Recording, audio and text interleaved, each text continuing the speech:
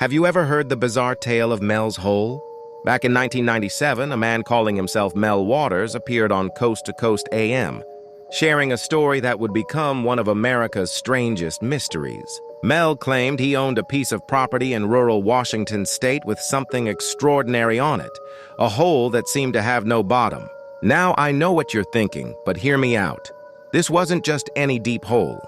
According to Mel, he had personally tested its depth by lowering fishing line into it, 80,000 feet worth. That's 15 miles deep. But the weird factor doesn't stop there. Mel reported some seriously strange phenomena around this bottomless pit. He said his neighbors used it as a convenient garbage disposal for years, but they never heard anything hit bottom. Even more bizarre, he claimed that dead animals thrown into the hole would sometimes appear alive again in the surrounding woods days later. The story gets even more mysterious. Mel said that one day, government agents suddenly showed up at his property. They offered him a substantial amount of money to lease his land, and then, well, they basically kicked him off his own property. They even went as far as to erase all records of his ownership. When investigators tried to verify Mel's claims, they hit dead ends everywhere they turned. No property records matched his description, and no one in the area seemed to know a Mel Waters.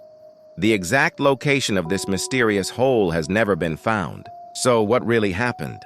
Was Mel Waters telling the truth about this supernatural pit?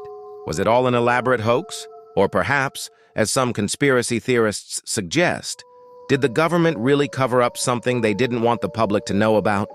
The story of Mel's Hole has become a fascinating piece of American folklore, reminding us that even in our modern world of satellites and Google Maps, there are still mysteries that defy explanation.